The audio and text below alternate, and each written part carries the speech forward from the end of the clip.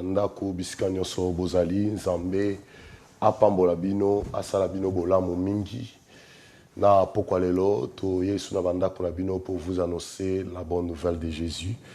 Eza lelo tozali ezali jeudi le 29 octobre, donc c'est tout simplement pour koyebisa bino que émission alelo eza en direct ya Olive TV tozaki na Afrique du Sud et tozongaki depuis la semaine eleki et la semaine passée ezaki première émission depuis retour Afrique du Sud et lelo eza deuxième émission nzambe ya pambola bino tozana na musala le 5 le 6 na foi défiante il y a décembre tozana Youth Day o eza séminaire ya ba jeune oyo ekozala organisé na jeunesse à église la foi défiante ekosangisa ba jeune ebele ya mboka oza invité oya wana au passer ba moment ya bien eza séminaire to parler sur oyo toko invité au batambola na bekol bakoya wana pona ko parler na ba jeune na biso ya communauté pona ko aider bango ko talisa bango ba danger o ezali lelo na kati ya mokili par rapport ya vie o bazo vivre donc toza les 5 na les 6 et les 6 c'est dimanche et toza Youth Day au toza na kati église et nous bénissons Dieu et sans pour autant oublier aussi toza na deux grandes journées où eza organisé na église Triomphe église des réveils Triomphe est dirigé par l'homme de Dieu, l'évangéliste Boston. Toza on a invité du 28 au 29. Il y a novembre, 28 au 29 novembre. Nous serons là pour la Moussala Oyo Kobenga Bisote, s'il vous plaît. Émission est en direct les 29. Jeudi les 29, merci. Donc, Moussala Ozala le 28 le 29 novembre 2015. Na Kennington Park Community Center, 8 Harley Ford Street, SE 11 5SY. Vous aurez des informations sur le quotidien Facebook Nangai, okozwa affiche oyo, tokozala wana pour ministrer la parole de Dieu et thème toko partager eza Jéhovah le Dieu inchangé. Azanzamboa bon wana kate Jéhovah Azanzambe na bon. Et si Dieu voulant, début décembre, nous serons en Australie pour une grande activité évangélique en Australie et nous allons bénir la vie de quelqu'un là-bas. Ndengenzamba Sali, Saint-Esprit Sali en Afrique du Sud et puis en Mozambique. Il est le même, il nous amène de gloire en gloire, de succès en succès. À Australie, alors si tu es en Australie, na Sydney, zala prêt parce que l'onction du Saint-Esprit viendra vous toucher et vous visiter. Que Dieu soit glorifié. À samedi, Oyo, tozana matanga, tozana na service, il y a action de grâce, na sengi na régie. Alex Labiso, message wana baneko crawl. Depuis semaine au Mobimba, sur le côté la biso yango, ezo crawl ya matanga, il y a service et action de grâce, tozanango pour la maman la biso Nancy, Mpandu Ngwala, ou atiki biso, il y a cela quelques semaines, et mitema la biso qui est vraiment la famille, ceux qui ozana posa information, mususu pour la jour wana, okobenga papa na biso Gina, azana 07459 05 88 45 07 45 90 58 84 5. Nous serons là avec toute la famille. Il y a maman Nabiso Nancy pour nako Pesanzambe merci. Merci pour na bomoi ya ser Nabiso atiki biso. Nous pouvons seulement célébrer Dieu pour sa vie. Koib Sanzambe merci. Pourquoi merci? Parce que Nzamba permettait qu'il y ait des ajamukiete, mais Akoli, Abotibana, tout ça quand même Nabana, nous pouvons dire merci à Jésus pour sa vie. Voilà pourquoi nous aurons ces services d'action de grâce. Et aux Alana, Tottenham Awa, na Wendia Tottenham, na Tottenham High Road, eza juste face à face na boutique ya ndeko na biso Fleuve Congo, église protestant il y a Londres eza wana dirigé par l'homme de Dieu le révérend John Boyanga à tokozala wana na kati ya église na ye pour célébrer la vie de notre sœur ensemble. Alors osa invité oya osa na biso longo to passer temps oyo et le Seigneur te bénira. Gloire soit rendue à Jésus. Donc tonga ki a to ebsa régi ceux qui va ko pesa biso ko lexela biso annonce wana na ces crawl et osa une bonne chose. Merci, que Dieu soit loué. Depuis semaine passée tobanda ki enseignement sur la conscience. La conscience. Et Zablormi Balé dans enseigne la régie. Ça va continuer avec ce thème conscience. Et puis qu'on crawl annonce il y a action de grâce. Il y a matanga. La semaine passée, tu m'as parlé sur la conscience. Tu m'as dit comment est-ce que conscience est ça police mounene en Zambé ou Nzambé atiana katia mutu pour ko surveiller vie à mutu pour contrôler bomo ya mutu. À conscience eza ako kangayo na prison ndenge ba policier ba kangako na prison conscience aza FBI o Nzambe atia na kati ya motema ya mutu ata ba kati yo ba ko mona conscience te. Alors lelo toza na deuxième étape ya enseignement na biso sur la conscience. Oyo toko font la ligne ko benga pour intervenir et puis pour demander la prière, mais nous voulons premièrement parler de la part du Seigneur. Tu as enseignement oyo ezosunga batu belé parce que dans la société à l'élo, beaucoup de gens ignorent que conscience est zalaka. Dans la semaine passée que bako katayo mukie baluki conscience ba omona ngote parce que bisika nzamba bomba conscience eza musika. Dans le livre ya Genèse chapitre 42 comme dans verset 6 tina verset 36 et bien ils ont parlé biso histoire il y a bana ya Jacob. Bana ya Jacob azaki na bana 12 na bana ya Jacob wana ba kendaki tata na bango alingaki leki na bango mingi na kombo ya Joseph parce qu'abotaki na âge ki mokolo. Alors plus alingaki Joseph mingi. Pourquoi? Parce que maman Joseph abana ko botate et Joseph abimi mwana o abima na ki mokolo vraiment ya tata oyo et simana yango Benjamin abotami mama akufi. Alors Jacob alingaki mingi Joseph et à celle qui même elamba ya multicolore mais esali été na elamba o ya salela ki na affection azaki na yango et tomboli jalousie ya bandeko na ye balinga ki lisusu te ba sepela ki na ye lisusu te et qu'est-ce qu'ils ont fait ba monta ki complicité bango nyonso mokolo moko ndeko yo ya Joseph aki kotikela bango biloko na zamba ba monter complicité contre Joseph pe ba teki et pas ba mandianite pe ba malicite ba zui bilamba ya Jacob ya Joseph ba pakoli yango makila ya nyama. Alors ce que je n'ai pas pu comprendre est que Joseph Jacob a quoi qu'on discernait entre makila ya nyama ko différencier entre makila ya nyama na makila ya mutu. Alors, animi, ba ye comme c'est là bango, est-ce que oyo eza elamba ya mwana na yo te? Mwana na yo Jacob, Joseph. Papa reconnaître elamba, ba bi seke animal moko ya mabe abomi mwana na yo. Jacob asala matanga mbula na mbula alelaka mwana na ye.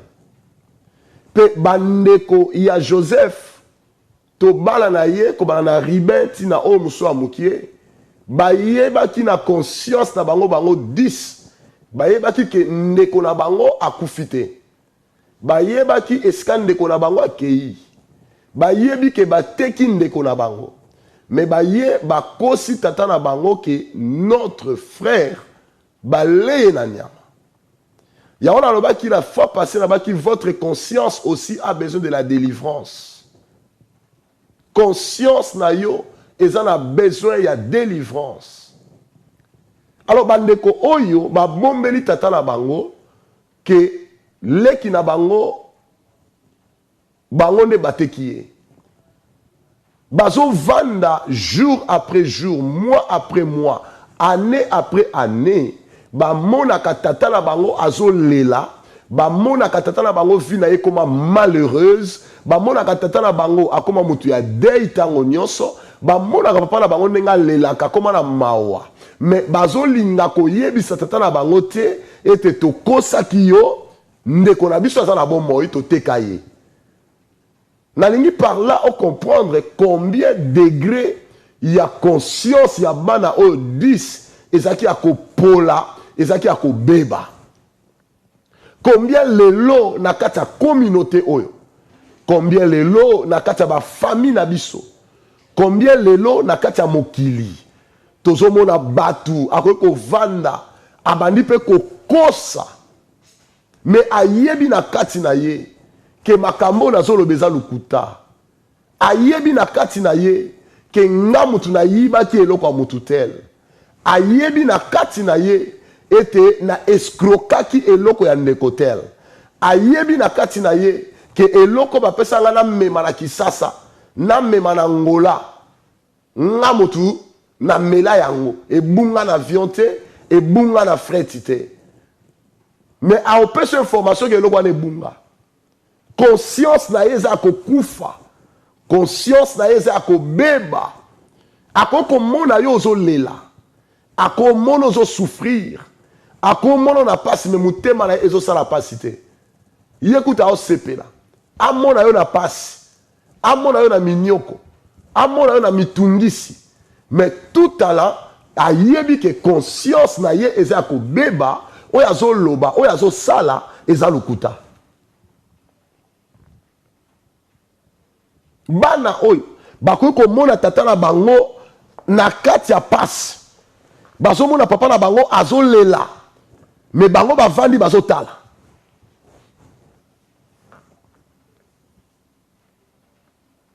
Et c'est important. Okoki ko entraîner, okoki ko exercer conscience na yo, motema na yo, matoi na yo, obana koyoka nzambe. Obana koyoka voix à conscience na yo. Parce que la voix de ta conscience c'est la voix de Dieu. Conscience c'est qu'on condamne yo. Et qu'on rendre coupable. Et qu'on silso kimia. Bien que batbazo monozo seka. Batbazo monozo vivre. Mais la conscience est qu'on rendre yo mal à l'aise. Bien aimé dans les Seigneur, mutu nyoso akoyi koyoka nzambe te. Ndenge Elia bana koyoka nzambe. Ayoki voix ezobima. Ndenge Moïse bana koyoka nzambe. Azoka voix ezobima. No. Biso nyoso tokoyoka nzambe ndenge wana te. Mais au moins nous pouvons écouter la voix de notre conscience. Okoyoka. Mungongo ya conscience tezolobela yo. Bandeko ya Joseph bayebaka te. Ete ndenge bakosi tata na bango, ndenge bakosi ndeko na bango, oyo basali ndeko na bango, conscience ekotika bango kimia te, eko retrouver bango un jour. Imaginez, même devant la même personne, liboso ya Joseph, na mboka Égypte, bazo kosaye, bazo lobana ba bitala, ndeko na biso moko boye, tozaka na 12, tobota ba 12, ndeko na biso moko boye ba bomai na ba nyama, na zamba. Mais bayeba kiteke bazali liboso ya Joseph. Omoni muto akosaka, soka kosi lelo, lobi aoluka akosa lisusu po a protéger mensonge o akosa ke liboso. Alors muto akosaka ba pesa ke temps. Nalobaka toujours l'ennemi ya menteur eza biloko mibale.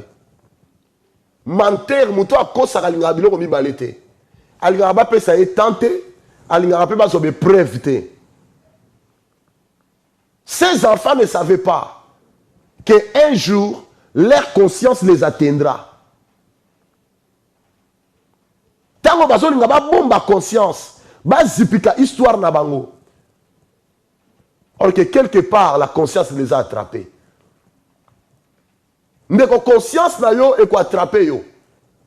Conscience na yo eko tiko kimiate, eko récupérer bisiko zali. Et bongi oyeba que moto aza tripatrie. Moto aza na ba partie misato. Moto aza na âme, aza na esprit, aza na corps. Na kati ya corps, na kati ya nzoto ya moto, toza na musuni, toza na makila ya moto, et puis toza na mikuwa ya moto.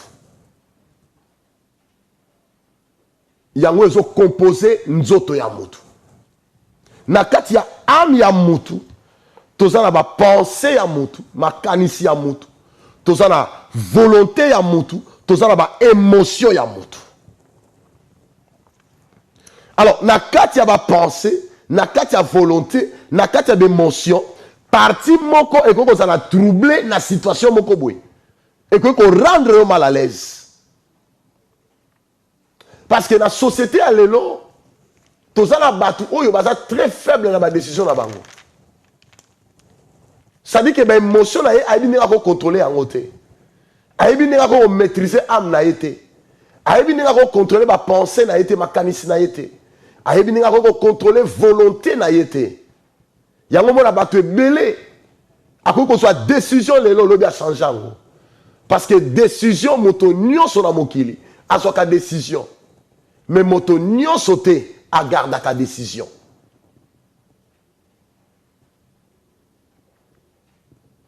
C'est la preuve. Et je telle c'est que moto ko kamba. Moto ko kende musika. Nakuta na mwana mwasi moka je psanga bi pasteur. Ngandinga na za awa. Nako ko résister te. Nako bimata na mutaliboma. Nako ko loba non et pas mwana mobalité. Ça dit qu'une telle personne a sa faible na domaine ya âme na ye. Âme na ye sa faible. A ko contrôler ma émotion na yete, a ko contrôler ma volonté na yete, a ko contrôler ma sentiment na yete. Ça dit que quelque part bomo na ye eza na instabilité. Ba émotion na ye eza na instabilité. Tala mutu mususu. A cause la azo seka, azo silika. Azo silika, azo seka. Donc à cause sangisa ba émotion nyo sumbala mibale, mbala moko. Il ne peut pas maîtriser ses émotions.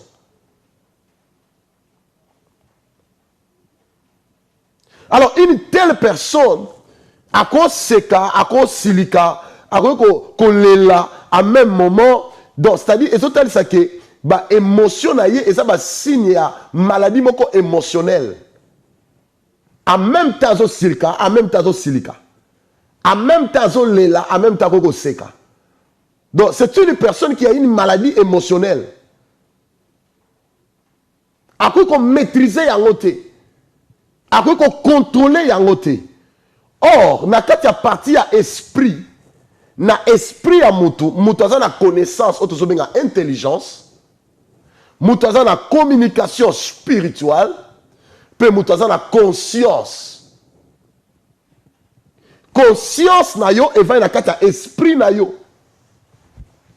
Communication spirituelle na yo e cause à la briser les lots, e cause à la interrompu. Connaissance na yo e ko buka na lelo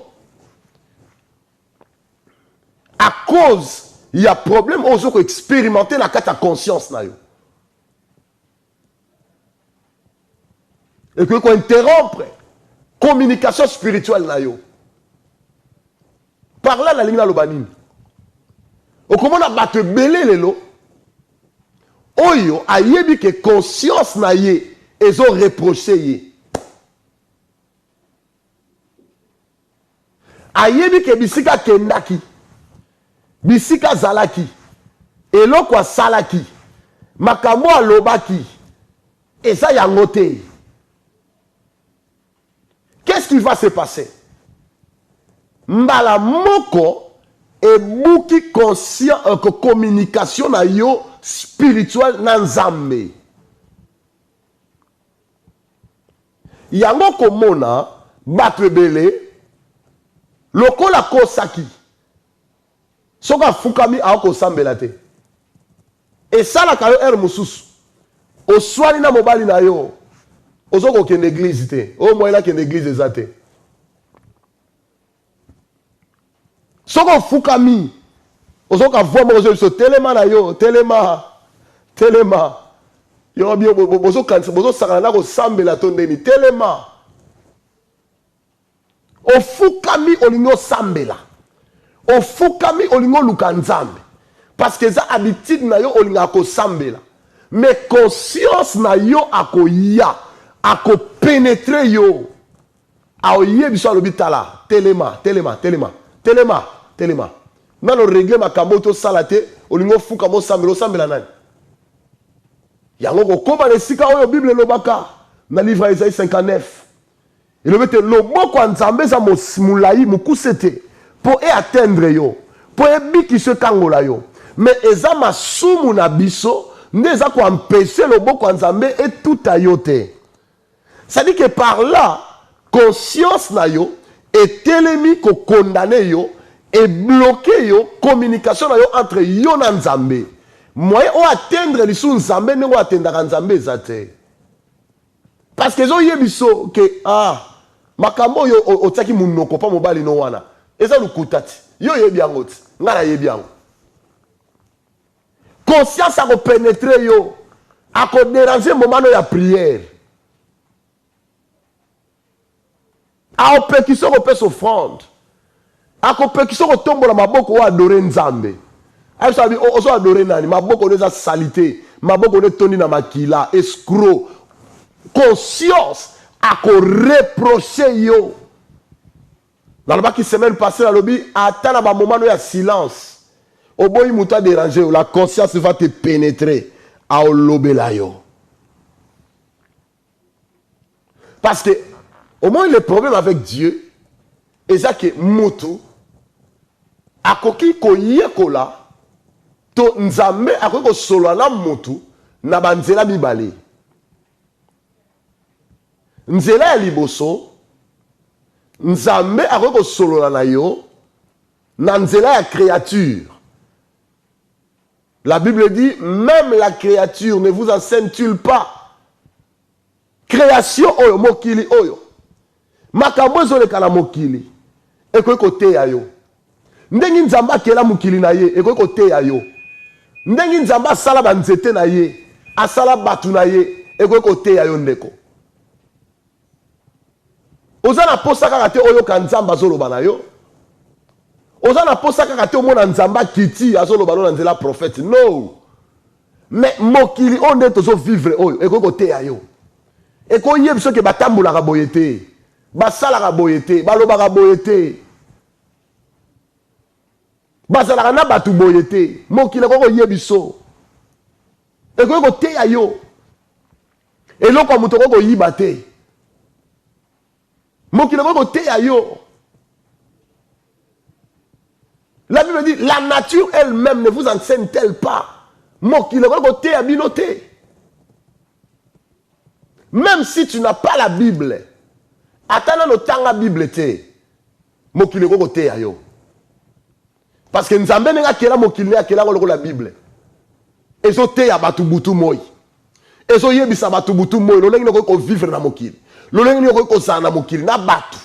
Nature ezo yebisa yo. Alors, lo lengi oyo zalaka. Kanisa na nutala malamu lo lengi oyo zalaka. Est-ce que nature ezo teya yo te? Deuxième voie, oyo nzamba ko lobela mutu. Eza na voie la conscience. Conscience na yo eko te ya yo. Oza na poso fongo la Bible tende ko mobali. Oza na poso otanga Bible tende ko mwasi. Mais conscience akoya aoyebisa yo. Ako interpeller yo. Parce que na lobaki conscience aza police ya nzambe. O aza na kati ya mutu. Aza témoin ya nzambe o aza ko exister. Akendaka na yo partout. Bisika mobali no azalaka te.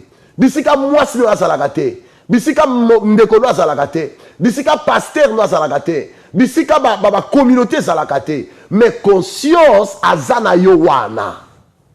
Okima ye wapi. azotambola na yo partout. Ako enseigner yo, ako yebisa yo.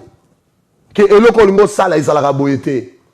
Eloko lingo simba no eza ya yo te. Biloko ba membabisa ki yo mema eza ya yo te ko liba yango te. Conscience ako yebiso. Eloko bolingo loba baloba yango te. Conscience ako yebiso. Parce que la conscience parle chaque jour. Azoloba. Azoloba. Azoyebisa yo. Batu mingi lelo. Na kati ya société ya lelo. Na génération otozali na yango lelo. Batu ebele. Ba vivaka lokola comme si Nzamba azalaka te. Pona bango bayebi que Dieu n'existe pas. Il faut faire croire qu'il mobima que Nzamba azalaka te. Mais na kati ya subconscience na bango. Na kati ya bo moto na bango. Ba yebi na bango que Dieu existe. Et existence ya Nzambe est incontestable.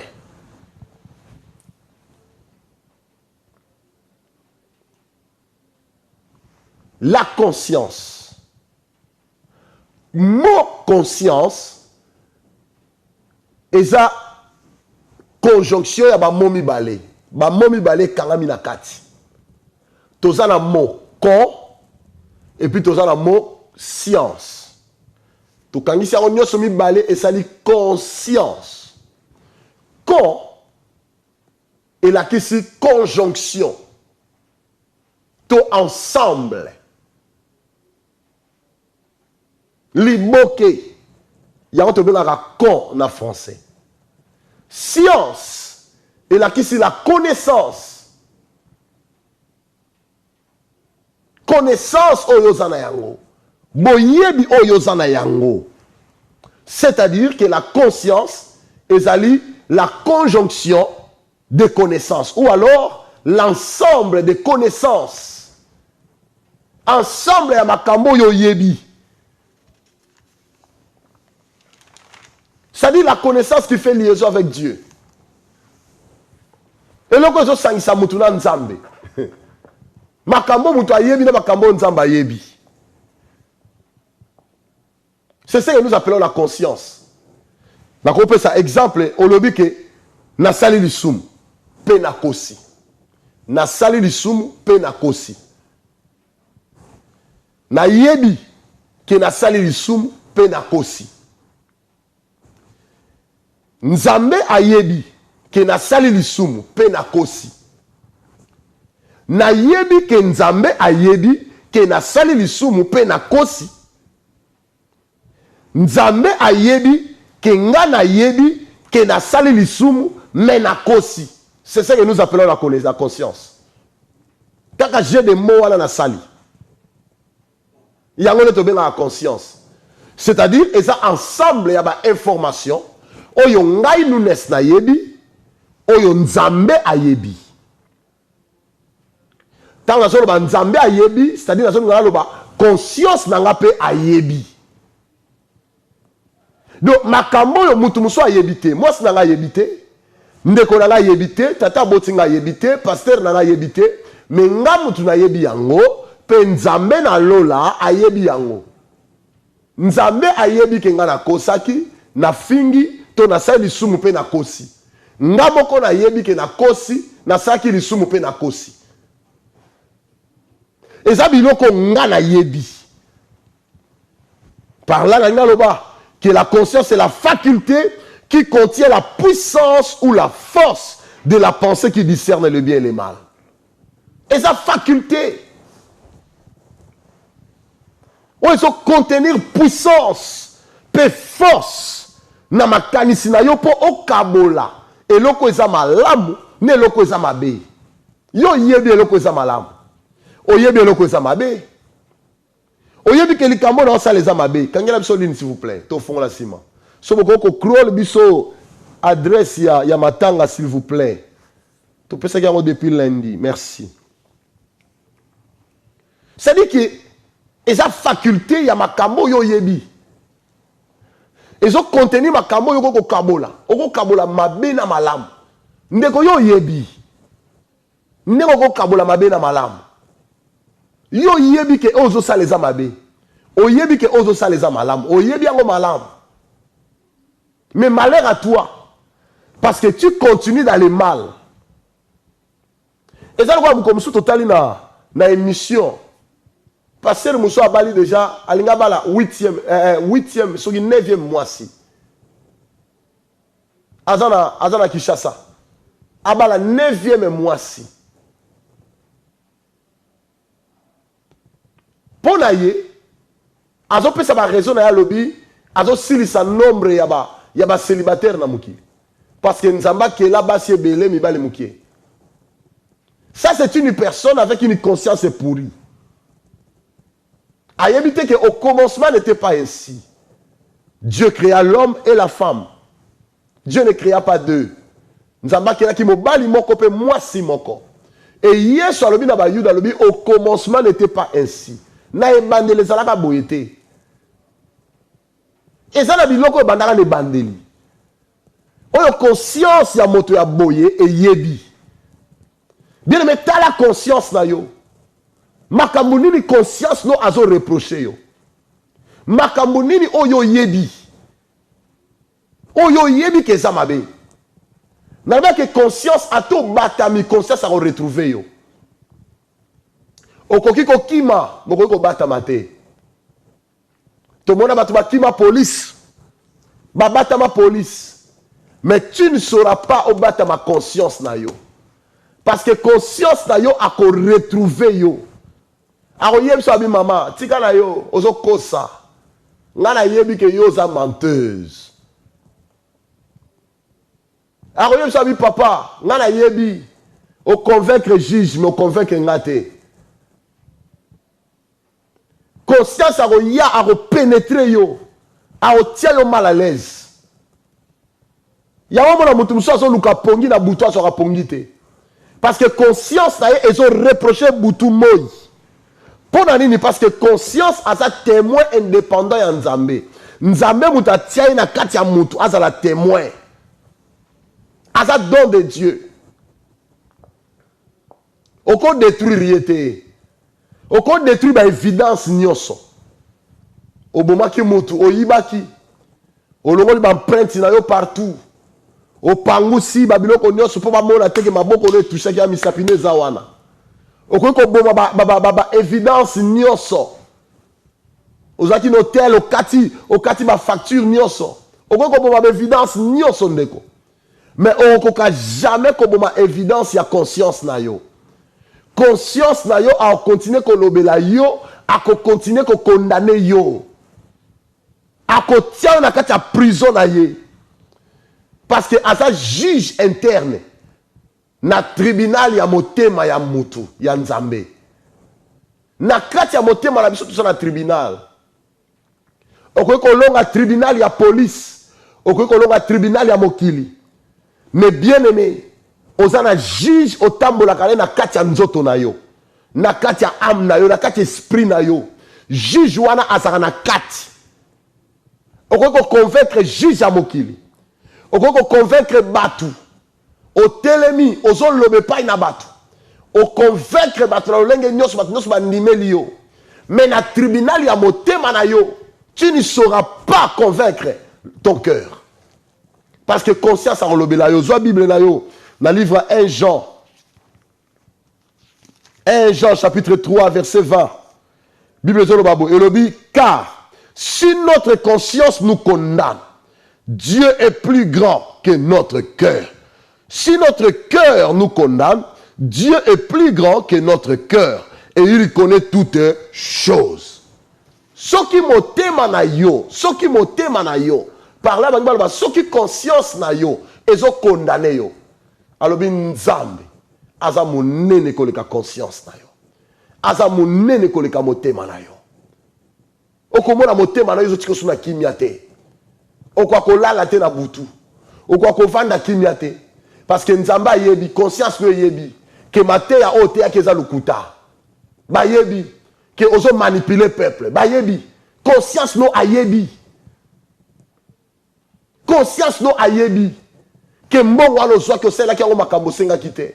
Conscience no ayebi. Ako condamné yo. Ako zangi so kimia.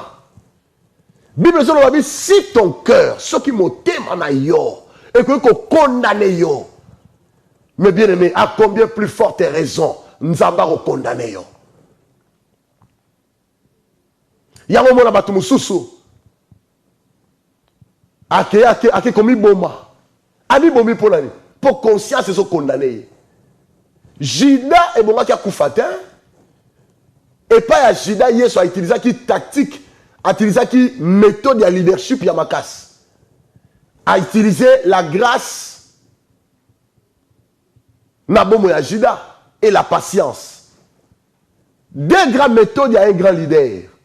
La grâce et la patience. A utilisé qui a répondu à Jida. Il a donné à Jida la grâce. A Bengala yete. Il y a un moment où il a dit oh tika ye pembeni na yoko Bengala yete. Tika ye. Yemo kwa komi boma un jour. Pour azomona nengozo utiliser grâce na patience. Mobile appelle patience au bon la motema. O tika babilo kozo sala. Moi c'est appelle ça à ça la patience c'est pas na yo. Pour bon la motema. O tika bilo kozo sala. Pasteur no appelle ça au temps. Mokile appelle ça au temps. Ils ont la patience na yo. Balingi ko détruire yo te. Parce que mutu oyo a la conscience à okufa. Oyo azo comprendre te, bon peut ça y est temps, bon peut ça y est grâce. Avec le temps, ce que bon humanité a commis détruire moko. Jésus a donné à Jida la patience et la grâce. Afin que Jida puisse se convertir. Mais Jida bon la moté maté a continué na agenda naïe. Akenda na agenda na yeti ateka Yesu. Mukola teka Yesu, la Bible dit il s'est repenti. Tango abongoli motema ke kosongi sa mbongo, il fallait Jida alukaka Yesu abongo la motema. Asenga pardon. Parce que monsieur a accompli, Yesu a kufa ne kaka. Parce qu'il fallait qu'il kufa. Alors Jida ne pouvait pas se tuer lui-même. Alors kaka asenga bolimbisi. Et masumne ngeko limbisama. Mais à cause de la conscience, pression et la conscience. Et même Jida ti ami bomi. Azaki na trouble mental te. A perda ki mutu te. Mais conscience aza na voix. Soka bandi on lobela yo. Na makambo bombo ko bimisango. Yango mona mutu mususu. So bo vandi senga boko tune ka pression abandi loba. Kutune ezaki na tsala ki boto, tsala ki boto parce que conscience a otiko kimiate. Conscience a détruire mutu na yo. A memoti na ko ya mire. Alors, il y a ce que mon ça les a pamba. La conscience. Asa juge à mon nene. Oko kangé mon côté. Ako continuer ko loba. Oko yebi c'était silence. Il y a des fois te belé basala que fort à faire taire, à garder. Ayeb sa conscience na ye vanda kimia ko loba soute. Mais conscience a go vanda kimia pour 1 minute. Après 2 minutes à loba sous. Aroya bando yebi so lisusu.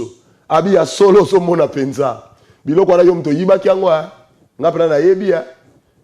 Na yebi. Na yebi pena makambo yo lobaki yo za information lukuta. Okosela ki mutu na makambo nga na yebi. Comme ça oyebi so. Aotiko kimia te. Aotiko mal à l'aise. Ayebi so na wemonia.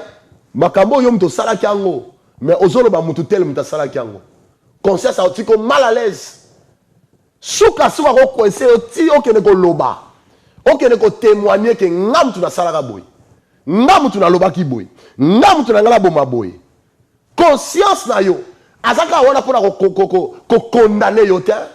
Il est aussi là pour te conseiller. Notre conscience nous conseille. Aza le premier conseiller nzamba tia na kati ya mutu. Soki moi si na yo yo ka conseiller à moi si noté. So yo ka conseil à mobali noté, oko yo ka conseil à conscience. So ko saka na famille te, okufela maman, okufela tata, okola yo moko na mukili, lokola nyama. Mais conscience azawana ako conseiller yo. So ko sanga église, osanga pasteur, osanga ba conseiller. Mais na yebiso que conscience ako zala wana pour ko conseiller yo. Pour ko yebisa yo ke ndeko eloko zo saleza mabe. Omoni ba te bela zaka nga yiba. Mais Arolobanine, Abina, maintenant, on voit mon corps. Et je suis yiba. Mais voix moussou, il y a 16 jours, ça ko yibate. Ko yibate. Ko yibate. On se mona. Voix moussou, ça ko yibate. Ko yibate. Ko yibate. Voix on a maintenant ko yibate zani. C'est la voix de la conscience. Avec au conseiller yo. Au moni mingi mingi, o ignoraka cette voix. O lingo yoka yete. O lingo comprendre yete. Ayebisaka yo mingi. Conscience a conscience comme mingi. Azo conscience le bitala makambo zo sa ne ozo boma libala no. O makambo zo boma libala tika. Wala yo tuntuki. O tuntuki. Mais conscience azo conseil yo. Azo yebiso abitika. Tika. Mais ozo tia mutu makas. La conscience te parle. Merci Saint-Esprit. La conscience peut te parler. Cette petite voix. Voix à moukier. Et il y a qu'à la douceur. Et il y a qu'à la calme. Et je suis le bin de coller. Loko bimate. Lelo vandaka nandako. Lelo vandaka nandako. Tango silika ka conscience ayaka. Je suis le bitala. Tika kaka. Tika kusilika boete. Koloba boete. Vandaka aloko mutumoko azalo zoba. Tika kaka. Tika ya mone la. Yota nango problème ite. Mais yo mono tomboki, olingo yo ka conseil te, olingo yo ka conscience na yo te, et même yo na bakata ba problème, et zo mo na kata ba difficulté, et zo mo na kata ba situation difficile. C'est parce que tu refuses d'écouter ta conscience. Ndeko fon l'absoline. Tolingi to yo ka mutu moko. Tolingi to partager na mutu moko. Tolingi to sunga mutu moko na libondeli. N'a que Saint-Esprit a zolobela yo. N'a que Saint-Esprit a zo expliquer yo. Conscience. Le conscience ça va te beleza ko beba. Va te beleza va perdre conscience dans mokili yo. Livre à Jérémie chapitre 17. Dans verset 1er le péché de Juda est écrit avec un biret de fer, avec une pointe de diamant. Il est gravé sur la table de leur cœur et sur les cornes de vos autels. Alors, l'issoumu ya Juda. Juda, c'est qui ville? Abi, l'issoumu ya Juda, ba komi yango na motema na ye, nali bende, nali bende ya moto. Omoni tala, ba tebele, makambo salaka, ba koma yango na kata conscience na yo. Donc, et comme là, il y a un ngambo, autant que là, partout. Avec conscience, avec l'issoumu ya Juda, bah combien on a biré de fer. Bah ça là on a pointure ya diamant. Il est gravé sur la table de leur cœur. Bah combien on a qu'à ta table à motema na bango. Nali bende, croire. O yibaki. O fingaki. Yo mutotongaki. O koselaki mutu makambo. Donc, ba combien on a motema na yo. Etika li vi na yo mobimba. Que o trompaka. Ça reste écrit dans le cœur. Pourquoi? Parce que conscience ya mutu, eza lokola enregistreur, appareil enregistreur. Omoni kala, ok, portable yo, nako ko enregistrer makambo nyonso nazoloba, nakata portable. Lelo na société lelo koma mabe yaya. Mutu abenge na téléphone à l'action gentillesse. Or kazo enregistrer yo. Makambo nyonso bo solola. Alors, ma conscience y a battu belé et zaboye. Et enregistrant ma cambo. Allô, bonsoir. Ah, bonsoir, papa. Bonsoir, maman Zara Pambola. Merci, maman. Obenga pi kombolo nani?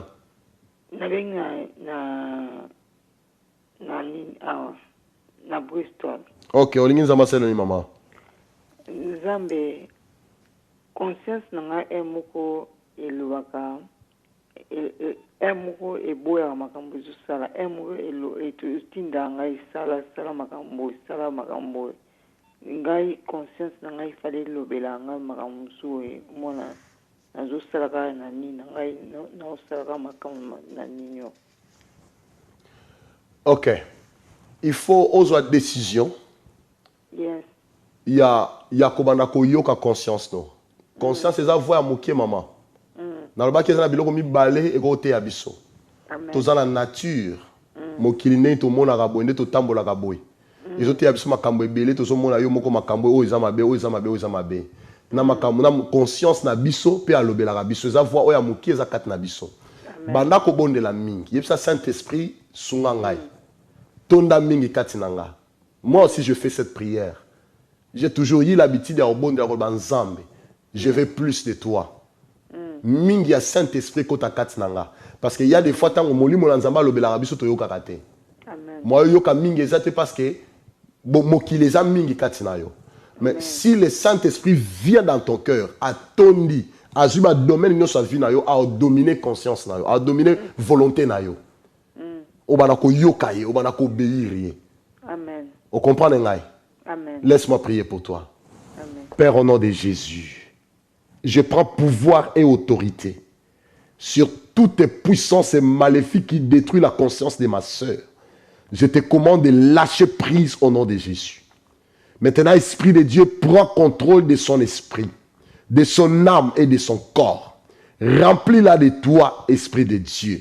Inonde sa vie maintenant et purifie sa conscience et délivre sa conscience par la puissance de la croix. Au nom de Jésus de Nazareth, je prie. Amen. Amen. Sois béni, maman. Amen. Merci. Amen. Gloire à Jésus. Tala, dans un témoignage, il y a moi, il y a 14 ans, à Bouma, maman.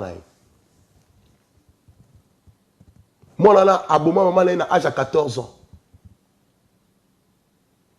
À cause ça, que papa n'a yé moutabomi maman.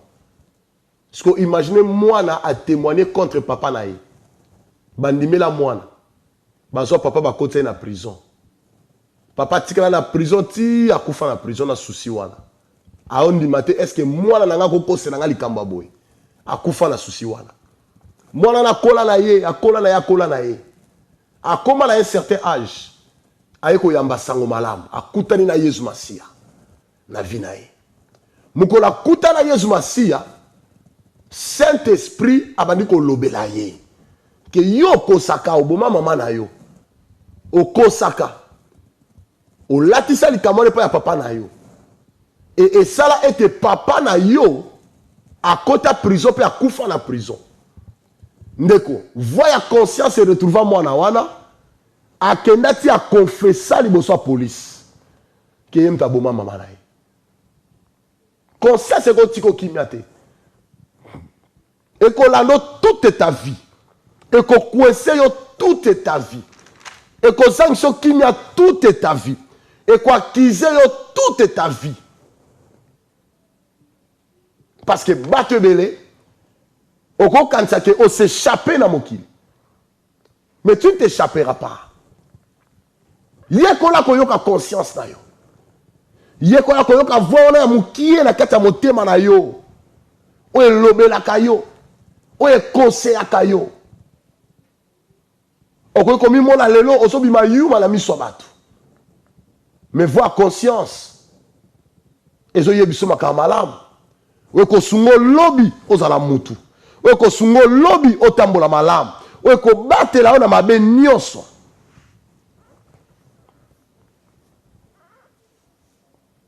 La conscience. À sa défenseur. On va défendre l'innocence na yo. Ba ko accuser yo, ba ko selo makambo na batu nyonso. Ba latisio ke yo mto yibaki. Mais conscience a ko yebiso atoza na prison komi tungisa mate. Eza yeto mto yibaki yango. Ya kutana moto mususu a cause de la prison. Mes parents na bande ko ba tuni mais yeb sepso vérité. Est-ce que yom to boma ki mutu tel? Yom to yiba ke loko tel, azep sa na bi na mai na misu. Abi non. Naza innocent. Ngaïte Mutuna Bomaki. Combien nous voyons aux États-Unis d'Amérique? Mutumuso a Vandawana pendant tant moulaï na prison. 20 ans na prison. Mais un jour, il va découvrir que ça qui y était Mutabomaka. Pour ba évidence à ce que bimi. Conscience à battre la conscience na yo. À quoi battre la bomoï na yo. À quoi même. Voilà pourquoi bien aimé dans le Seigneur. Tu dois accepter Jésus. Je te présente Jésus de la croix. Na même le sangomalan pour la combattre yote. Na même le sangomalan pour la condamner yote. Mais na même le sangomalan pour oyeba été. Molio mo santu pe Yesu Masia. Aye pour la kangola. Aye pour la bikisa. Aye pour la pesa bomoy. Nazo benga yote. Ete otika masumu oye pa na Yesu. No. Ngai na obenga yote otika masumu oye pa na Yesu. No. Mission ngeza yango te. Natinda mate pona benga batu batika masumu ba ye pa na Yesu. Mais natinda mi pona yebisa yo yaka na masumu na yo epai na Yesu. Yaka lolengo zali. Na conscience no yakobeba. Yaka na mabe na yo esquela pa na Yesu Masia. Jésus-Christ disait, venez à moi. Viens tel que tu es. Parce que ce qu'on y est pas la Yesu nengo zali. Yesu ndako la kisayo nengo kotika masumu. Maloba oyo Biblia ko la kisayo nengo kotika mabe. Le ciel est une réalité. L'eau là est la réalité. L'ifelo est la réalité. Le lengo zo tambu sabo mo ino sans Jésus. Et zo memo na kufa. Et zo memo na libebi. Héritage ni no kotika lobi na ba la osogi le ozalité. Qu'est-ce que tu vas laisser à tes enfants? Crois au Seigneur Jésus. La Bible dit tu seras sauvé. Toi et toute ta famille. Donne ta vie à Jésus. Reçois Jésus. Reçois Jésus étant ton sauveur et ton Dieu. Yama ina kat na bomo inayo. Il n'est pas venu te perdre. Aye pour la kobungi sayote. Parce que pour ça nzambe za moto moko te abunga. Pour ça nzambe za ite moto nyoso akangolama. Moto nyoso abika. Allô? Allô, pasteur. Bonsoir, maman. Nza pambola yo benga piko mona. Na bezo sambela pona ngai. Naza na problème moko penza makasi ya kokosa. OK. Tanyo se komi soki ata nazo solola okomona nazo kosa pamba pamba. Nasi nasala makasi nga moko natika lokuta me nazo kokate papa. Soki nalobi na kokosa te mkolo wangu ndo komona penza na kosi makasi. OK. Na comprendre kate. Solution à munene, nzela ya munene ezali yomoko okokate. La Bible dit sans Jésus, sans le Saint-Esprit, nous ne pouvons rien. Souci et loko malamu ya kosala, c'est plus demander la présence du Saint-Esprit en toi. Kotanga Bible mingi, kotika présence sans ambe tonda kati na yo. Soki yeso avandi kati na bomo na yo. Saint-Esprit a tondi kati na bomo ino, a diriger même monoko na yo. A diriger même bomo na yo. Ba effort personnel au kokate maman. Mais banda ko yekola ko sopa bomo ino liboso ensemble. Ko bisa Seigneur Jésus, Seigneur prends ma vie. Saint-Esprit kota na kati na motema na nga salisanga sunga ngai. Na makasi na biso to ko banga nzambe te. Na makasi na biso to ko tika biloko to tika te. Ya ona zo ba lelo na bi nazo benga mutu te atika masumu ya pa ya Yesu. Mais yaka ndengo zali. Soko ye ndengo zali pa na Yesu Masia. C'est alors que le Seigneur Jésus va t'aider. Laisse-moi prier pour toi, maman. Père, au nom de Jésus, n'a commandé esprit, il y a mensonge. Tu es un esprit. Je t'ordonne de quitter la vie de cette femme car elle est aussi fille de Sarah. Libérer sa vie maintenant au nom de Jésus. Out! Allez sous la barre de la croix de Golgotha. Père, que la vie de cette femme soit changée, transformée. Qu'elle soit touchée par la puissance de l'Esprit Saint. Et qu'elle soit remplie et inondée par la puissance du Saint-Esprit. Que le Saint-Esprit de Dieu guide sa vie, console sa vie, donne-la la connaissance, domptez sa vie, ramenez-la auprès de la croix, au nom de Jésus de Nazareth. Na couvrir na makila Yesu Masia, na pese force à Saint-Esprit, pour la convaincre pe ko longa masumu, na kombo na Yesu na bondeli. Amen. Nzamba pambolo maman. Merci. Kola pambola biso, tokuta na samedi. Samedi, toza na High Road. S'il vous plaît, na pese adresse, oh, c'est très important pour nous. Parce que toza na 699 High Road N17 8AD. Adresse yango sur le petit écran, c'est vraiment zo adresse wana toza na eska toko célébrer prière, il y a service, il y a action de grâce pour ndeko na biso maman Nancy oyo atika ki biso pe avant que accord na ye ezonga na mboka pour na enterrement. Tozala wana longo na bana nzambe nyonso bat nyonso ya Londres yaka to futa respect à suka na bomo ya ndeko na biso ya mwasi atiki biso. Nzambe apambola bino ekobanda à partir à 10h du matin. 10h na tongo tobandi, service na biso ti na 13h juste. Merci. Kola pambola biso, tokuta na sous semaine prochaine et chaque dimanche nous avons la réunion de l'Esprit du Seigneur. Ne manquez pas, que le Seigneur vous bénisse. Merci. Bye. Ce soir, this evening, en ce lieu, in this place, je connais quelqu'un. Avant sa mort, before his death, il a déclaré ceci. Il déclare que je suis, I am, je suis, I am, je suis.